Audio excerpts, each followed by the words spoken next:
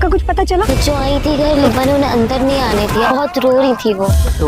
वही दुआ जिसे तुमने अब्बा के नाम पे लूट कर इस गड्ढे में फेंक दिया। कुछ पता नहीं वो किसके साथ गई। तुम्हारे साथ हुआ क्या है? कुछ कहानियों की किस्मत इतनी अजियत क्यों होती है? हेलो फ्रेंड, दुआ एक बार फिर ऐसे लोगों के हाथ लग चुकी थी जहां से निकलना दुआ के बस की बात नहीं थी।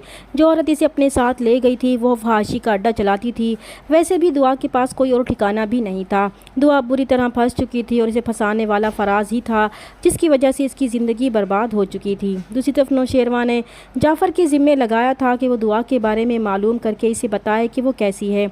जब जाफ़र दुआ के बारे में पता करवाएगा तो इसके सामने ये इंकशाफ होगा कि दुआ के साथ तो बहुत बुरा हो चुका है और इसके बाप ने भी इसे अपने घर से निकाल दिया है। इसके बाद से दुआ लापता है। जब ये खबर जाफ़र नौशेरवा को सुनाएगा तो इसके पैरों तले से ज़मीन ही निकल जाएगी कि इसका दिल ऐसे ही दुआ के लिए परेशान नहीं था। वो मुसीबत में थी और वो इसके लिए कुछ भी नहीं कर सका था। नौशेरवा जाफ़र के साथ दुआ को हर जगह ढूंढने की कोशिश करेगा, मगर इसे दुआ का कोई भी अता पता मालूम नहीं हो सकेगा और वो बेबस होकर रह जाएगा। वो जाफ़र पर गुस्सा होगा कि इसे किसी भी सूरत में दुआ को ढूंढ कर लाना है। इसी की गफलत की वजह से दुआ किसी मुसीबत में फंस चुकी है। जाफ़र हर मुमकिन कोशिश करेगा, मगर इसे सिर्फ इतना ही मालूम हो सकेगा कि वो किसी के साथ गई थी और फिर किसी अपार्टमेंट में बहुत सारी लड़कियों के साथ। पुलिस ने इसे भी अरेस्ट किया था, मगर अभी तक ये भी मालूम नहीं हो सका था कि वो किसके साथ गई थी और इस अपार्टमेंट में वो पहुंची कैसे थी। जब ये सारी मालूमात जाफ़र नौशेरवा को बताएगा तो इसकी बेचैनी और भी बढ़ जाएगी कि ना जाने दुआ किस हाल में होगी और इसके साथ ना जाने क्या हुआ था। काश वो वक्त को पीछे ले जा सकता और इसे बचा सकता, मगर अब तो सब कुछ खत्म हो चुका था। दूसरी तरफ फराज का बाप अपने घर वालों की मुखालफत के बावजूद वलीमे का फंक्शन रखेगा और फराज जो इस सब का जिम्मेदार था वो बहुत परेशान था और इसकी कोशिश थी कि इससे पहले कि इसकी हकीकत सबके सामने खुले वो फ़िज़ा से ही जान छुड़ा ले, मगर अपने बाप की वजह से मजबूर था, क्योंकि वो सब का जिम्मेदार फ़िज़ा को नहीं समझते थे और फ़िज़ा बेचारी बेकसूर होते हुए भी फराज की नफ़रत सहने पर मजबूर थी। वो बहुत बेचैन थी। इसे अब तक ये भी नहीं मालूम हो सका था कि दुआ के साथ क्या हुआ था, वो किस हाल में है, इसका कुछ पता भी चला था या नहीं। और फराज ने भी इसे अपने मैके से राब्ता करने से साफ मना कर दिया था कि जब वो वलीमे पर आएंगे तो वो खुद उनसे पूछ लेगी। इधर असलम साहब का बेटियों पर से एतमाद बिल्कुल उठ चुका है। वो अपनी छोटी बेटी पर भी पाबंदी लगा देंगे कि आज से इसका स्कूल जाना भी बंद है। जब दुआ की माँ उनसे कहेंगी कि दुआ के साथ जो कुछ भी हुआ है इसमें इसका तो कोई कसूर नहीं है, वो इसका इल्ज़ाम इस पर मत दें। तब असलम साहब गुस्से से अपनी बीवी से कहेंगे कि ये सब इसका कसूर है कि इसने बेटियां पैदा की। आज अगर इनका बेटा होता तो इन्हें ये दिन देखना नसीब ना होता।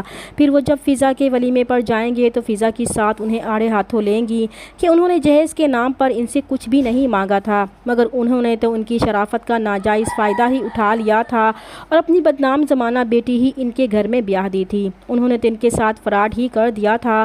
तो असलम साहब इन्हें जवाब देंगे कि उन्होंने कोई फ़राड नहीं किया था।